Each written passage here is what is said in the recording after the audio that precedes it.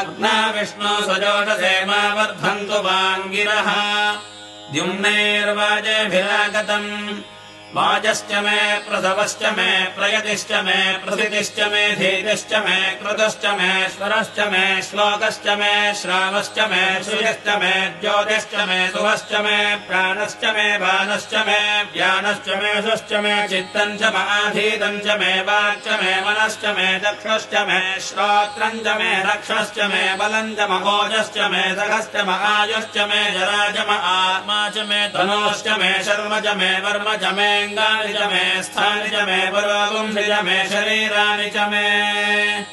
ज्येष्ठ्यम् च महाधिपत्यम् च मे मन्यश्च मे भामश्च मे मश्च मे म्भश्च मे जयमा च मे महिमा च मे परिमा च मे प्रथिमा च मे भस्मा च मे द्राघुजा च मे वृद्धम् च मे वृद्धिश्च मे सत्यम् च मे श्रद्धा च मे जगच्च